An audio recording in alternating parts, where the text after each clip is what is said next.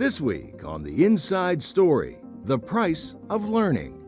It's back to school season for much of the Northern Hemisphere. What does it cost to get an education, and is it even worth it? Meanwhile, a humanitarian crisis grips Sudan, and yet another unfolds in Ukraine. Now, on The Inside Story, the price of learning.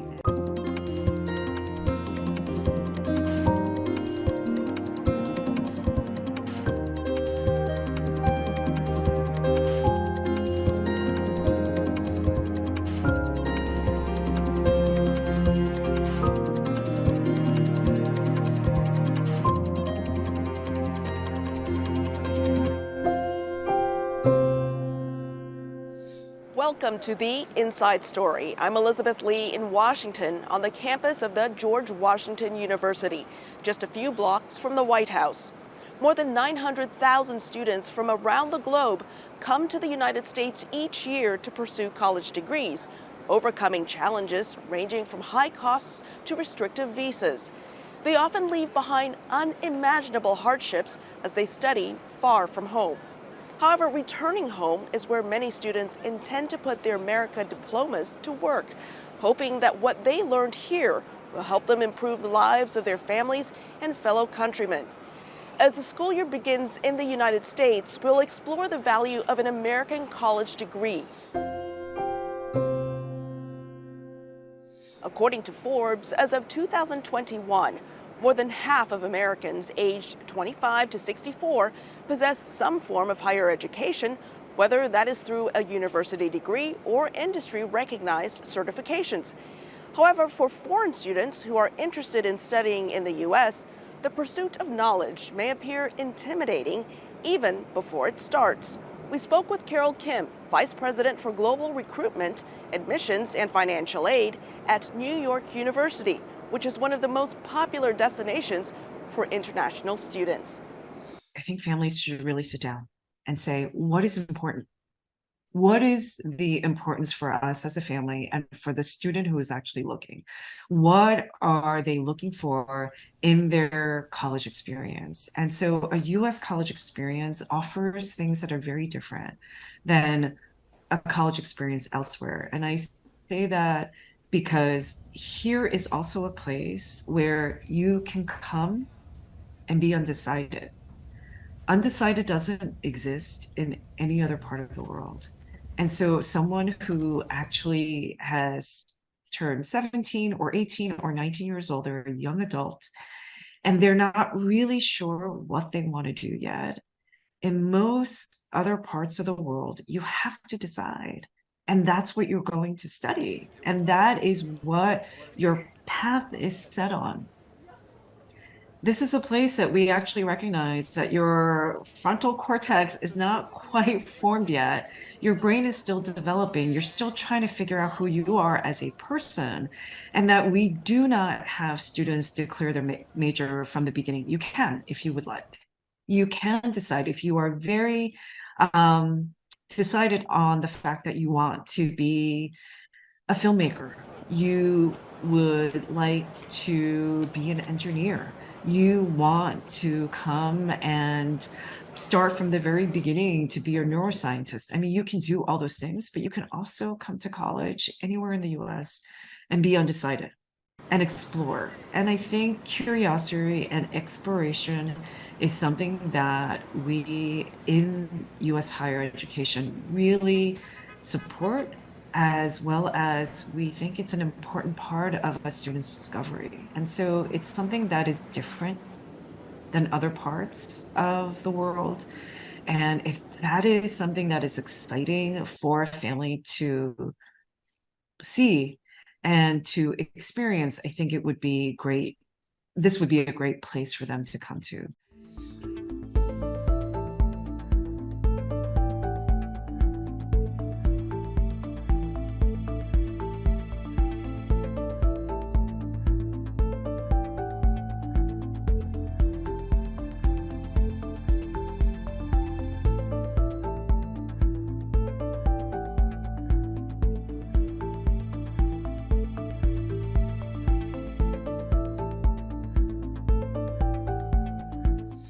More than 90% of American school children study in the public school system. However, it's important to note this number includes a variety of factors. According to the National Center for Education Statistics, approximately 59% of children in the United States aged 5 and younger who are not enrolled in kindergarten have experienced some form of early childhood education, commonly known as daycare. This early form of education serves as the initial stepping stone for many children, putting them on their paths toward elementary, high school, and beyond. VOA's Arash Arabasadi conducted interviews with 3 experts who play a crucial role in shaping how children learn today with the aim of preparing them for higher education. The building blocks of education. And according to the U.S. Census Bureau, early childhood programs like this one at the YMCA are where it all starts for nearly 7 million American children. That's nearly a third of the entire childhood population. Any child from infant to 5 years old can attend a program like this at one of the YMCA's roughly 1,000 early childhood education centers where more than 100,000 children spend some or all of their days. And that includes nutritious meals. But childcare doesn't come cheap. While each YMCA location is different, the price tag can be thousands of dollars per month. Organizers know not everyone can afford that. Our Head Start program, we have 10,000 kids in Head Start, which is not an astronomical number, but that's 10,000 youth who are in low-income areas that are able to go to programs with little to no cost. But they say the value is in preparing the kids of today for the schooling of tomorrow. The National Education Association, or NEA, represents about 3 million members, including teachers and support staff that make learning possible for the more than 90% of U.S. children that attend public school. I really believe if this country takes the next step and invests what it needs to in public education, we will have and continue to have a world-class system that will prepare every individual for their future. Even if that future looks different for everyone. Some students don't want to go to university right away, or they might not want to go at all. They might want to choose a different career path. So that's why having counselors, that's why having the right professionals in every school to help students make those decisions when they're in those formative years. Every student has to do what they feel is best for what they're interested in and where they can most contribute to our society. And I really believe that the public school system is the place to begin that process. Arash Arabasadi, VOA News. The war in Ukraine has damaged thousands of schools and destroyed hundreds. As a result, students living near the battle zones are facing significant challenges in accessing education. Heather Murdoch reports from eastern Ukraine. It is important to note that this report contains graphic images that may be unsettling to some viewers. Every school in the city of Liman, Ukraine has been damaged, and many are destroyed. This school was hit before the city was captured by Russia in May 2022, and it has remained shut down since Ukraine took the city back 4 months later. Over here, we ran long and short distances for gym class. Here we played football. On the second floor was a cafeteria. On the first floor was an assembly room. We had assemblies there. In the basement, we had industrial arts and health classes. Now, as the battles once again approach Liman, with an attack killing 8 civilians in early July, students say they are facing yet another year of the online education that began with pandemic lockdowns. Local leaders say volunteers provide some supplies and internet links. They are not enough, but they provided us with laptops, tablets, printers, and stationery items. But it was very, very difficult. But students say supplies are useless when battles draw near, as the internet is down or only available in hospitals or military bases. The Ukrainian government says thousands of schools have been damaged in the war and hundreds are destroyed. Studying online under these conditions is better than no education at all, but just barely, says Zakhar. I'd rather study at school than on the phone online. On the phone, sometimes the topics are not even clear. At school, they will explain everything to you, show you, and you write things down, go to the blackboard, answer questions.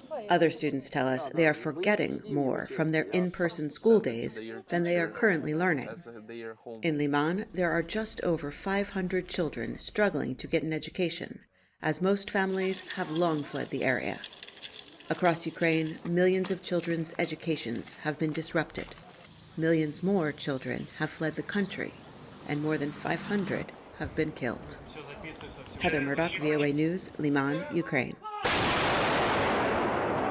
As Russia's war on Ukraine continues, Ukrainian leaders claim that Russia has been holding over 20,000 Ukrainians captive since the start of its full-scale invasion. Reporting from Warsaw, Poland, journalist Lysia Bakalets shares the heart-wrenching story of a woman who has been anxiously waiting for her husband since his detention in October when he was taken to a prison in Moscow. He sent me this selfie and said, "Look, I'm officially a volunteer now." Olga and Yuri Kayovy are from Kherson in southern Ukraine. When the war started, Yuri joined the local Red Cross initiative, bringing humanitarian aid from Ukrainian-controlled Zaporizhia to Kherson, which Russia occupied at the time. On one of these trips, Yuri was arrested by Russian forces. On August 6, 2022, an acquaintance who was with Yuri called me and told me that my husband had been detained.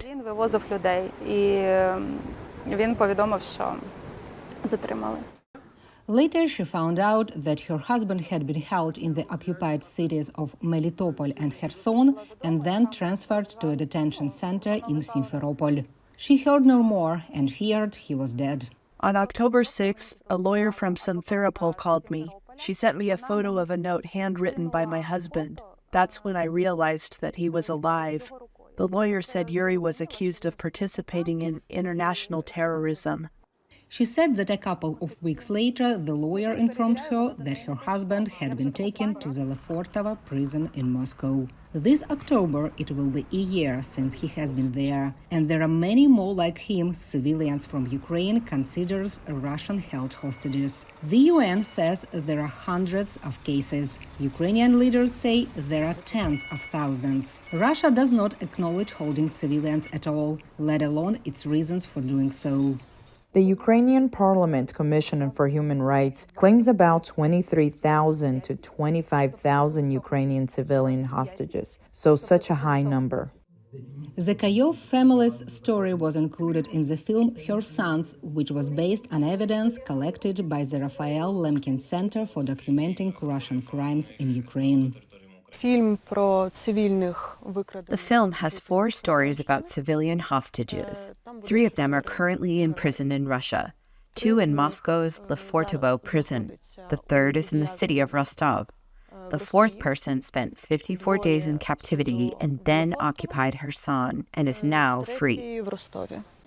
Director Hanna Berehova says there is enough material for at least 3 more sequels of the film. Analysts say that the only thing relatives and human rights defenders can do for captive Ukrainian civilians is publicize their cases. Unlike prisoners of war, abducted civilians are not part of exchanges under international law. Prisoners of war at least have an international status. It is stated in the Geneva Convention. But when it comes to civilian hostages, their captivity has no legal basis. She says that in any case, exchanging Ukrainian civilians for Russian prisoners of war is not an option for Ukraine. Without exaggeration, there are millions of Ukrainians in the occupied territories. And if the Ukrainian state allows exchange of Ukrainian civilians for Russian soldiers, then by tomorrow we'll have another 20,000 plus civilian hostages. Ukrainian authorities and human rights activists are calling for international third-party mediation to help gain the release of captured civilians. Olga Kayova, meanwhile, has managed to find her husband a private lawyer. Thanks to the lawyer's efforts, she periodically gets notes from her husband that give her hope that he will come home one day. Lesia Bakalets for VOA News, Warsaw. According to the most recent available statistics, Sudan and Chad each have more than 300 students enrolled in U.S. academic institutions. Back home along the Chad-Sudan border, humanitarian groups say refugees from the war-torn Darfur region face catastrophic conditions. VOA's Henry Wilkins has more. Rahaf is 18 months old. She has just been brought to a field medical centre near Adre, Chad, to receive treatment for malnutrition. Her mother, Riham Abdallah Idris, fled with her from Sudan's Darfur region 3 months ago. Since then, they've been in desperate need of food assistance, but almost none has arrived. Yes, it has been 3 months. We are facing a shortage of both food and funds. Unfortunately, there's an inadequate supply of nourishment for both children and mothers. The children are unwell. In August, Doctors Without Borders, also known as MSF, short for its French name Médecins Sans Frontières, called on the international community multiple times to give money to alleviate the Sudan crisis triggered by its civil war that started in April. They say that some refugees have gone 5 weeks without food aid and that there is now a malnutrition crisis in eastern Chad. According to the UN Office for the Coordination of Humanitarian Affairs, the international community has donated just 26% of the funding needed to deal with the crisis. Many humanitarian organisations in eastern Chad say they are hamstrung as a result. Kenneth Lavelle, an operations director with MSF, recently visited the refugee sites in eastern Chad. I've not seen something like that in years. I was lost for words when I did the first tour around Adre camp. There's 200,000 people there in the most appalling conditions. I think we're already beyond the brink. I think we're already in a humanitarian catastrophe. The Sudanese government distributes food to its citizens in nearby Oran, Chad. But what the war-torn country can provide is a drop in the ocean relative to the size of the need. One Chadian analyst says that the host communities deserve a response too, as the crisis strains the local market for food, and that a proper response could help prevent Sudan's insecurity from spreading to Chad. Actually finding a solution to the suffer of those that cross in Chad might be also a way of contributing to conflict management and conflict prevention and ramping up insecurity in Chad, as those people might be turning to illegal ways of earning their lives. So, there are a lot of risks. Asked what the international community could do to help her and her baby, Idris said, "It's imperative for them to furnish food for the infirm. For instance, biscuits or milk would be greatly appreciated, as malnutrition is affecting the children severely." As the desperately underfunded Sudan crisis continues, humanitarians say they are at a loss as to how to get donors' attention. In recent months, South Sudan has received hundreds of thousands of the displaced, mostly returnees of South Sudanese origin, who passed through the town of Renk on the Sudan border here. One, Yana Liwa, said she fled the country with no possessions. I just fled without anything in hand. I wasn't able to take anything from my home. We were living in a makeshift tent, so when the bombs started to fall on our compound, we fled as fast as we could.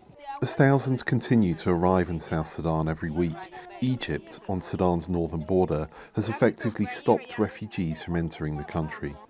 Initially, it allowed around 250,000 to cross its border, but a new rule in June required Sudanese to obtain a visa to enter. Rights groups say this violates international standards, and onerous wait times for visas endanger those trying to flee. Abdullahi Halake is with Refugees International. Egypt is also experiencing serious economic crisis, and as a result, it is very, very careful on the number of people it's allowing in.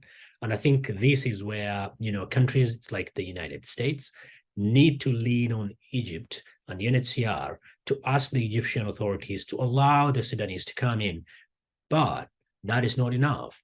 He added that donor countries must increase humanitarian funding to Egypt if they expect the country to begin taking refugees again. Other Sudanese neighbours, including Libya and Central African Republic, have their own security problems, and few are seeking refuge in either country. Fleeing to Eritrea on Sudan's eastern border would be an even worse choice for those seeking to escape the war, according to Eritrea Focus, a UK-based human rights group. The government is known as one of the most authoritarian and isolated regimes in the world, sometimes referred to as the North Korea of Africa. And indeed, the president has said that the Sudanese people are welcome to come to Eritrea. How many Sudanese have actually taken that offer is unknown, and why would anybody want to seek refuge in Eritrea? As international aid groups are not active in Eritrea, it's unclear whether any Sudanese refugees have arrived in the country. But even for those who have managed to escape, like Bokra Hassan Abdallah, who recently arrived in Chad, the difficulties do not end. We were forced to abandon our homes due to attacks by janjaweed. As you can see, our current circumstances are a result of this displacement. Regrettably, I had to leave without my identity documents. Lacking identity documents can make it hard for the displaced to register as refugees in Chad, in turn making it difficult to obtain support. As options for where to flee narrow, the number of internally displaced in Sudan is approaching 4 million, almost 4 times the number of refugees. Henry Wilkins for VOA News, Adre, Chad. Native Americans were deprived of education regarding their native cultures. They were coerced into attending residential schools operated by the U.S. government, which had a preference for assimilation. However, in present times, there are only a few schools remaining that not only acknowledge, but also celebrate Native culture. VOA's Michael Sullivan went to Riverside, California to tell us more. Through much of the 19th and part of the 20th century, U.S. authorities forced many indigenous children into boarding schools, where they learned domestic and farming skills and were forced to abandon their religions, languages, and cultures.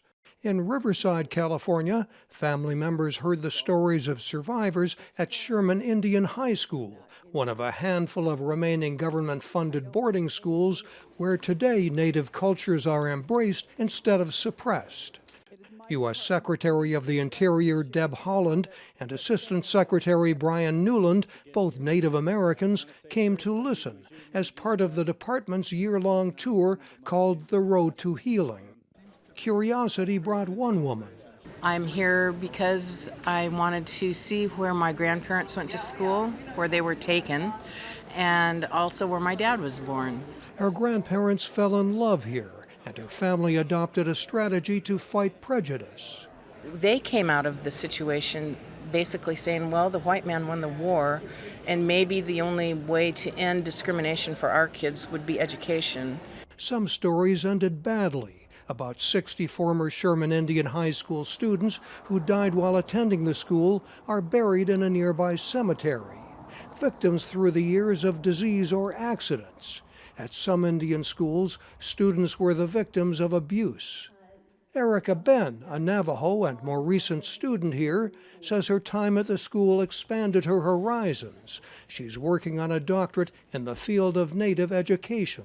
I never really encountered anybody other than Navajos. So when I came here and the school was open to all students all across the nation, right? So, and that was my actual first time actually interacting with other Native tribes besides myself. And that was just, for me, that was an experience, I'm not going to forget. Greg Colluck of the Luiseno Indians sees renewed interest in the traditions among young people. All 4 of my children are they're participating in the cultural things that our tribe is offering, including basket weaving, including language, beading, and such. Like many Native Americans, they're re-embracing their culture and learning about a painful history of forced assimilation. Mike O'Sullivan, VOA News, Riverside, California.